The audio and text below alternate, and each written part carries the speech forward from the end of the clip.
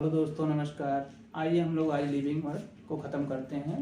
ये हम line to line समझते हुए आगे बढ़ते हैं। ठीक है। लिविंग वर्ड, जिंदा रहने के लिए वास्तव में होना क्या चाहिए कि लिविंग है। ग्रोथ होना चाहिए, रिप्रोडक्शन होना चाहिए, है ना, मेटाबॉलिज्म होना चाहिए। सेल तो बेसिक यूनिट ऑफ लाइफ है, इसके बिना तो हो ही नहीं सकता, असंभव है। ठीक है। तो इसमें एक पॉइंट की बात यह है कि मेटाबॉलिज्म जो है डिफाइनिंग प्रॉपर्टी क्या है, इसमें क्या क्या कैरेक्टर्स हैं। Metabolism total sum of reaction, जितने भी बॉडी में रिएक्शन चलते हैं वो मेटाबॉलिज्म के अंतर्गत आते हैं। ठीक है। तो डिफाइनिंग प्रॉपर्टी इसलिए क्योंकि ये नॉन लिविंग में नहीं होता है, इसीलिए इसको हम डिफाइनिंग प्रॉपर्टी कहते हैं। ठीक है। रिप्रोडक्शन जो होता है लिविंग ऑर्गेनिज्म का प्रॉपर्टी तो है, लेकिन ये डिफाइनिंग प्रॉपर्टी नहीं है, क्योंकि स्टेराइल कपुल में जो है आप स्प्रिंग नहीं पैदा कर पाते, इसीलिए जो है नहीं डिफाइनिंग प्रॉपर्टी है ना। ग्रोथ जो होता है ये लिविंग ऑर्गेनिज्म का कैरेक्टर तो है, लेकिन डिफाइनिंग प्रॉपर्टी नहीं है, क्योंकि जो है ग्रोथ जो है लिविंग में होगा, नॉन लिविंग में। सैंड वगैरह, बालू वगैरह, टील वगैरह बड़े बड़े खड़े हो जाते हैं, तो इसलिए जो है डिफाइनिंग प्रॉपर्टी नहीं है। ठीक है। बेसिक बातें थी एनसीईआरटी की, इसलिए है नहीं तो इससे पढ़ने का कोई मतलब नहीं है। ठीक है। आइए हम समझते हैं diversity of living organism. Diversity of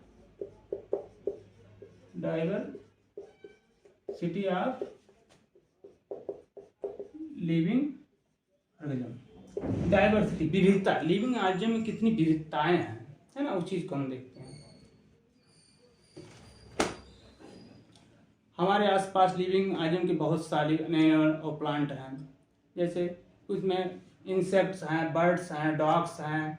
ठीक है। पॉटेड प्लांट हो गए, गमले का पौधा हो गया। ठीक है। उसके बाद में बर्ड्स हो गए। ठीक।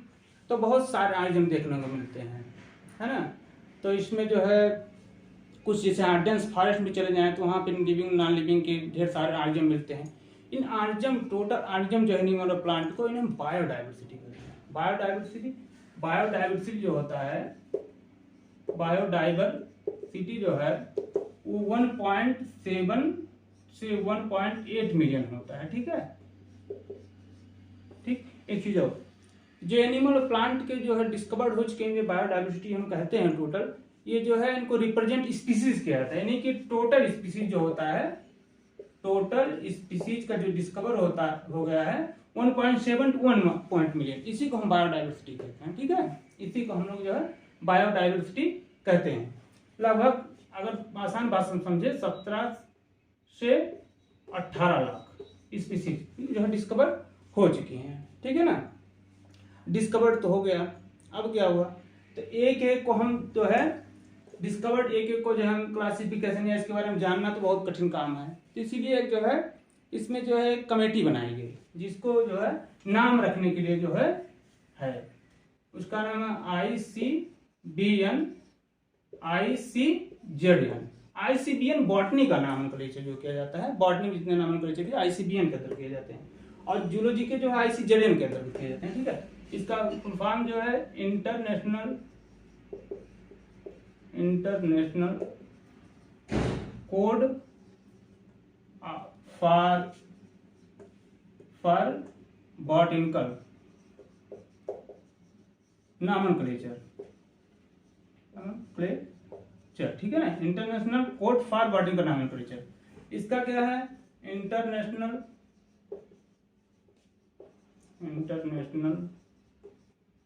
Code of zoological nomenclature. ठीक है। अब इसमें क्या डिफरेंस है, देखिए, international code of for botanical nomenclature, international code of zoological nomenclature. इसमें जब फार आ जाता है, फार बॉटनी के लिए फार यूज होगा। ठीक है। ये इंपॉर्टेंट बात है। इसमें क्वेश्चंस आते हैं कि किसमें फार होता है, किसमें ऑफ होता है। तो ऑफ जो होता है international code of zoological nomenclature, यहाँ पे ऑफ होगा, यहाँ पे जो है फार होगा। ठीक है। International code of zoological nomenclature. ठीक है। नॉमेनक्लेचर कमेटी बना दी गई, है ना।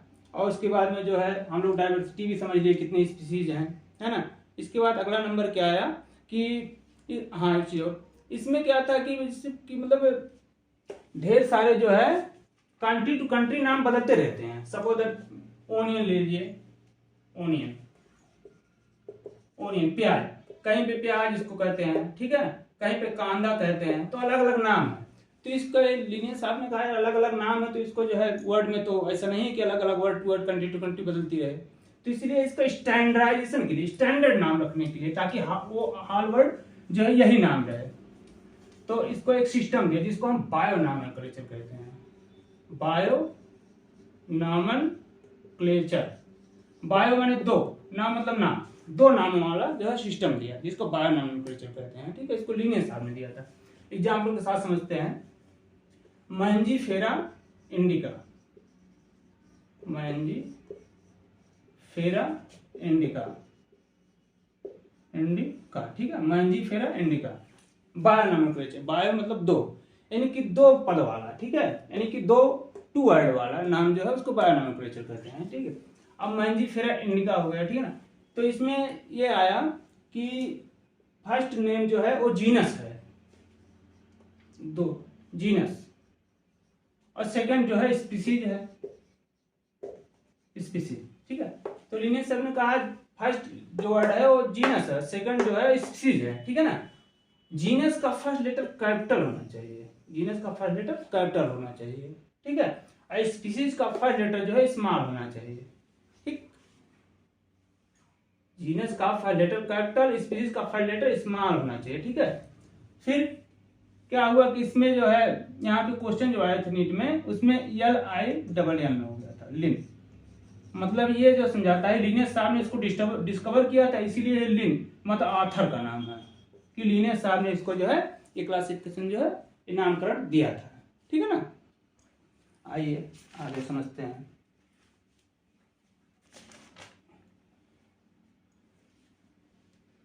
और हाँ, नेमिंग के लिए लैटिन भाषा का उपयोग किया जाता है। लैटिन भाषा इसलिए नेमिंग के लिए उपयोग किया जाता है, लैटिन भाषा, क्योंकि लैटिन भाषा जो है ये डेड भाषा है, इसमें ना ही कुछ सुधार किया जाता है, ना अलग से अपने तरफ से आप जोड़ सकते हैं, इसलिए इस नामकरण के लिए लैटिन भाषा का उपयोग किया जाता है, ठीक है। इसमें एक और बात है कि जो है इसके मैंजीफेरा इंडिका जो है इसमें सेपरेटली अंडरलाइन होना चाहिए, मतलब अलग अलग अंडरलाइन, अगर लिखा जाता है तो अलग अलग अंडरलाइन होना चाहिए, मैंजीफेरा अलग, इंडिका अलग, सेपरेटली अंडरलाइन होना चाहिए, लैटिन भाषा में होना चाहिए, ठीक है, ठीक। अब डिस्कवर्ड भी हुआ कितने थे, नामकरण भी हो गया है ना, उसके आगे देखते हैं क्लासिफिकेशन के बारे में, ठीक है ना।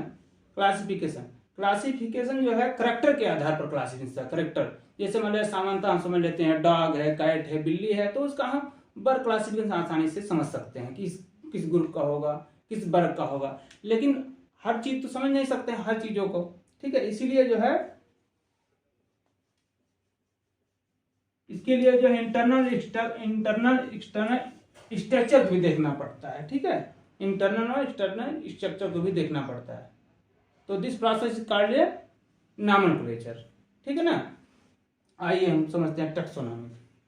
तो इंटरनल स्ट्रक्चर देखना पड़ता है, टैक्सोनॉमी। टैक्सोनॉमी क्या है? टैक्सोनॉमी मतलब जैसे डॉग हो गया, इसका अलग टैक्सा है, कैट हो गया, इसका अलग टैक्सा, व्हीट ये अलग टैक्सा में है ना, एक टैक्सा है, यानी कि टोटल जो है classification different taxa, process called taxonomy, ठीक है, यानी डिफरेंट टैक्सा में जो रखे जाते हैं उनको कॉल्ड है टैक्सोनॉमी, टैक्सोनॉमी के अंतर्गत आते हैं, ठीक है। इसमें टैक्सोनॉमी कैरेक्टर क्या है? टैक्सोनॉमी मतलब हम कहीं घूमने गए तो हमें दिखा, डॉग दिख गया या कोई अलग जानवर दिख गया, तो उसको हम यार आइडिया आया, मतलब उसका करेक्टर देखे, फिर आइडेंटिफिकेशन हो गया, नहीं भैया ये चीज है, आइडेंटिफिकेशन आ गया तो हमने क्लासिफिकेशन कर दिया, क्लासिफिकेशन नॉमेनक्लेचर, यही टैक्सोनॉमी है। तो इसमें पहले आएगा करेक्टराइजेशन, ठीक है, फिर आइडिया लग गया, आइडेंटिफिकेशन होगा, फिर क्लासिफिकेशन किस क्लास का है, क्लासिफिकेशन, फिर नॉमेनक्लेचर लास्ट में कर दिए, ठीक है। ये सिस्टम टैक्सोनॉमी था। टैक्सोनॉमी के बाद में फिर सिस्टमेटिक एक है, सिस्टमेटिक्स के बारे में समझते हैं। सिस्टमेटिक थोड़ा जल्दी चलते हैं, मोटा मोटा जी समझते हैं और वो चैप्टर में बहुत ज़्यादा तो है नहीं, इसीलिए जो है मेन पॉइंट को समझते हुए फटाफट उसके बारे में कहानी समझते हुए चलते हैं। सिस्टमेटिक ये सिस्टमा एंड नेचुरी, ये सिस्टमा एंड नेचुरी ये जो है इनकी पब्लिकेशन, लिनियस साहब के पब्लिकेशन से जो है ये लिया गया था सिस्टमा एंड नेचुरी, ठीक है ना। इसमें जो है करेक्टर देखते हैं, ठीक है। लिविंग ऑर्गेनिज्म की जो है अरेंजमेंट, लिविंग मतलब ऑर्गेनिज्म जो है सिस्टमेटिक अरेंजमेंट कैसे सिस्टमेटिक अरेंजमेंट किया जाए, सिस्टमेटिक, ठीक है। पहले इसमें क्या देखेंगे, इसमें जो इसका सिस्टम है इसमें पहले करेक्टराइजेशन, ठीक है, फिर आइडिया लग गया वही सिस्टम, आइडेंटिफिकेशन, फिर आइडेंटिफिकेशन के बाद में फिर जो है करेक्टराइजेशन, आइडेंटिफिकेशन, ठीक है ना, और फिर जो है क्लासिफिकेशन, ठीक है ना। क्लासिफिकेशन बस इसमें एक चीज और, इवैल्यूएशनरी रिलेशनशिप इसमें देखा जाता था, लास्ट में आएगा इवैल्यूएशनरी रिलेशनशिप। बोर्ड थोड़ा छोटा है इसलिए मतलब अच्छे से नहीं लिख रहा है, लेकिन चीजों को यहाँ पे समझते चलिए, है ना। सिस्टमेटिक, ठीक है ना, इवैल्यूएशनरी रिलेशनशिप, ओके। अब इसके बाद आता है नेक्स्ट जो है डाइवर्सिटी ऑफ लिविंग ऑर्गेनिज्म में टेक्सोनॉमिक कैटेगरी, टेक्सोनॉमिक